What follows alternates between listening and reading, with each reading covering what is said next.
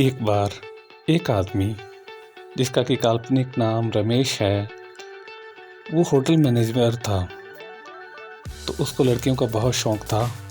जब भी वो लड़की को किसी को देखता उससे फ्लर्ट करने लग जाता। एक बार उसकी बीवी बोलती है कि मुझे शादी में जाना है कहीं, चलो हमारे साथ घूमने चलते हैं।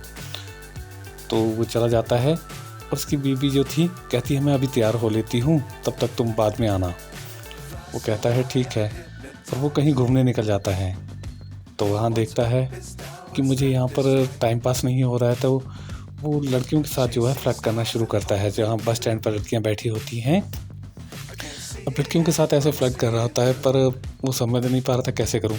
वो कहता है उनसे ऐसे ही झूठ कहने लगता है कि मैं ज्योतिष का बहुत बड़ा ज्ञाता हूँ और ऐसे मेरे गुरुजी ने मुझे बहुत कुछ सिखाया है। तो वो सभी उसको अपना हाथ दिखाते हैं, कोई अपना डेट ऑफ बर्थ बताती हैं, तो उनके बारे में बताता है। एक लड़की बहुत सुंदर सी लग रही थी उसको देख करके पूछता है क्या तुम्हें भी कुछ जानना है? बोलती हाँ, चलो हम अकेले में देखते हैं कुछ इन सब में क्या रखा है। तो कहता है ठीक है चलो।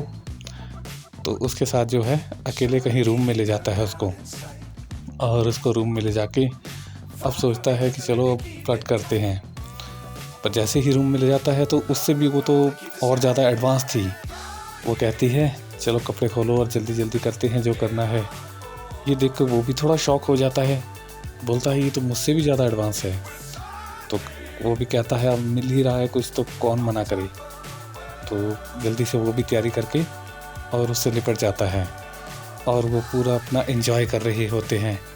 एंजॉय करते करते कब टाइम हो जाता है उसको पता नहीं चलता, और अब वो थक जाता है। तब जो देखता है उसको थकावट हो रही थी, तो वो बोलती है और करो, मुझे अभी तक संतुष्टि नहीं मिली है, तुम और करो। ये देख करके वो थोड़ा परेशान हो जाता है, और वो जब बोलता है नहीं, तो वो अपने असली रूप में आने लगती है। इतनी खूबसूरत जो थी तब एक भयानक सी बुढ़िया के रूप में आ जाती है। ये देख के वो डर जाता है और वो भागने की कोशिश करता है, किंतु वो उसे समझाती है अगर तुम यहाँ से भागे तो आज तुम्हारा ये अंतिम दिन होगा, चलो मुझे खुश करो। ये देख करके वो डर जाता है और कहता है कि नहीं, अब ये मुझसे नहीं होगा, क्योंकि उसको देख करके ही वो डर जा रहा था, उसका भयानक चेहरा देख के। पर उसमें तो हवस भरी हुई थी। वो कहती है चलो जल्दी शुरू हो जाओ, नहीं तो तुम मारे जाओगे। वो किसी तरीके से फिर से उसके पास आता है और करने लगता है। उसको इतनी दुर्गंध आ रही थी कि उससे उठा भी नहीं जा रहा था, और फिर उसके पास जा कर के फिर उससे लिपट जाता है। तब जो है वो कुछ ही देर में जब बेहोश हो जाता है तो उसको पता नहीं चलता कि मैं कहाँ हूँ कहाँ नहीं। वो खुद को कहीं जंगल में पाता है अपने आप को, और ये देख करके वो अपनी बीवी को भी फ़ोन नहीं कर पाता। आते जाते जो राहगीर थे वो उसे देखते हैं और पूछते हैं तुम यहाँ पर कैसे और कौन हो? तो वो उनको कुछ बता नहीं पाता। उसकी हालत देख के वो सोचते हैं कि ज़रूर इसके साथ कुछ हुआ है या ये कोई पागल है। फिर उसको उसी का उस खूबसूरत लड़की का चेहरा नज़र आता है, और वो सोचता है अब मैं इनको क्या बताऊँ कि मेरे साथ क्या हुआ है क्या नहीं। परंतु वो घबरा जाता है, बोलता है कि ऐसी गलती अब मैं दोबारा कभी नहीं करूँगा, क्योंकि वो जब भी किसी खूबसूरत हसीना को देखता तो उसकी तरफ मोहित हो जाता। अब जो था, अब उसको अपनी गलती का एहसास होता है, और वो फिर माफ़ी मांगने लगता है। खुद पर शर्मिंदा होता है कि ये मैंने क्या किया और अब मैं क्या कर रहा हूँ। फिर जो था काफ़ी घबराता है, और फिर वहाँ से किसी तरीके से घर पहुँचता है। घर पहुँचने के बाद जो था, अब बीवी से नज़रें नहीं मिला पा रहा था। बोलता है कि अब मैं इससे कैसे नज़रें मिलाऊंगा।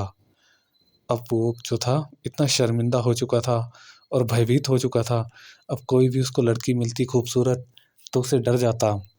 उसका नाम सुन के ही उसमें जो थी कंपकपी शुरू हो जाती, और वो उस भयानक दृश्य को जब भी याद करता कि मेरे साथ क्या हुआ और मैं कैसे बच के आया हूँ, तो वो वही जानता है कि कैसे कैसे वो बच के आया है। तो इससे जो है वो हमेशा डरा डरा सा रहने लगा। अब जो थी उसमें हिम्मत नहीं होती कि मैं अब किसी भी लड़की से बात भी करूं।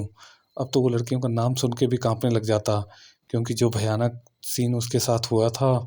अब तो वो सपने में भी जब ऐसा वैसा कुछ होता तो डर के उठ बैठता, और फिर दोबारा कभी ऐसी गलती ना करने की उसने जो थी नसीहत पाली।